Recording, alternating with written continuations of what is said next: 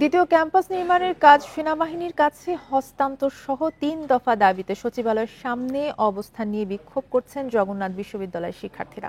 এ বিষয়ে আরো জানাতে জগন্নাথ বিশ্ববিদ্যালয় থেকে আমাদের সাথে যুক্ত হচ্ছেন সহকর্মী বনি ইবনে কামাল। বনি, ৩ দফা দাবি সহ ৩ দফা দাবি জানিয়েছেন তারা। ৩ দফা দাবির মধ্যে আসলে তাদের দাবিগুলো কি কি, মূল দাবিগুলো কি কি, কি জানতে পেরেছেন এবং সেখানকার বর্তমান পরিস্থিতি কি?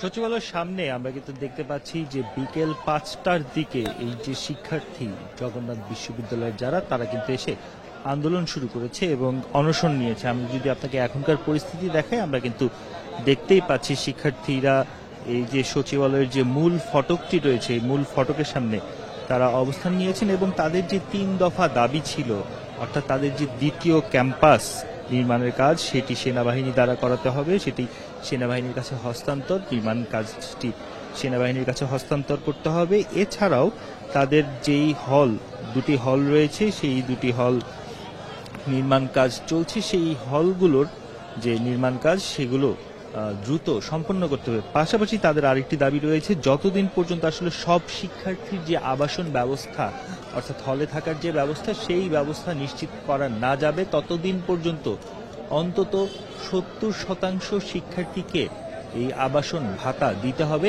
এমন ৩টি দাবি কিন্তু তারা করছেন। এবং সেই ৩টি দাবির প্রেক্ষিতেই আজকে আমরা দেখলাম যে প্রায় গত ৩০-৩১ ঘন্টা যাবৎ কিন্তু তারা অনশন কর্মসূচি পালন করছিল তাদের যে বিশ্ববিদ্যালয় জগন্নাথ বিশ্ববিদ্যালয়ের সামনে। সেখান থেকে বেলা ৪টার দিকে, বিকেল ৪টার দিকে তারা রওনা দিয়ে এই সচিবালয়ের সামনে এসে অবস্থান নিয়েছে ৫টার পর থেকে। এবং তারপর থেকে কিন্তু এখানে আমরা দেখতে পাচ্ছি যে পুরো যে সচিবালয়ের মূল ফটক রয়েছে ১ নম্বর ২ নম্বর গেট, সেই ২ গেটের সামনেই কিন্তু শিক্ষার্থীরা অবস্থান নিয়েছেন।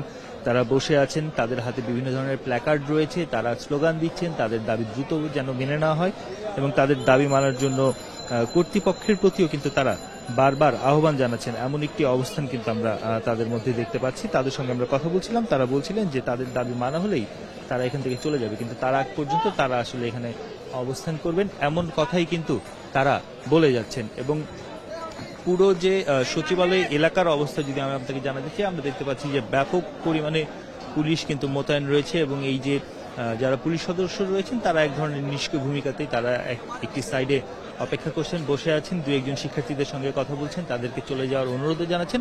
এমন একটি অবস্থান কিন্তু আমরা দেখতে পাচ্ছি। শিক্ষার্থীরা বারবারই বলছেন যে আসলে তাদের যে দাবি, তাদের দাবি মানা হলে তারা এখান থেকে অনশন প্রত্যাহার করে তারা চলে যাবেন, কিন্তু তার আগ পর্যন্ত তারা আসলে এই জায়গায় বসে থাকবেন বা তারা এই জায়গায় অবস্থান নেবেন এমন কথাই বারবার জানাচ্ছেন।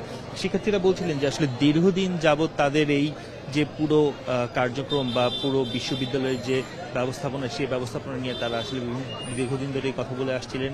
এখন আসলে তাদের কাছে আর কোনো উপায় নেই এরকম একটি কর্মসূচি পালন করা ছাড়া। সেক্ষেত্রে তারা আজকে এই কর্মসূচি যে সচিবালয় এই জায়গায় কিন্তু তারা এই কর্মসূচিটি পালন করছেন এবং এই কর্মসূচি যেহেতু এখন পালন শুরু হয়েছে, তাদের মধ্যে আইন শৃঙ্খলা বাহিনী এবং শিক্ষার্থী যারা রয়েছে তাদের মধ্যে কথাবার্তা চলছে।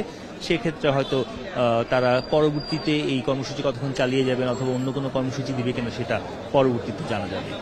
জি, ধন্যবাদ আপনাকে। বনি ইবনে কামাল জানাচ্ছিলেন সচিবালয়ের সামনে থেকে।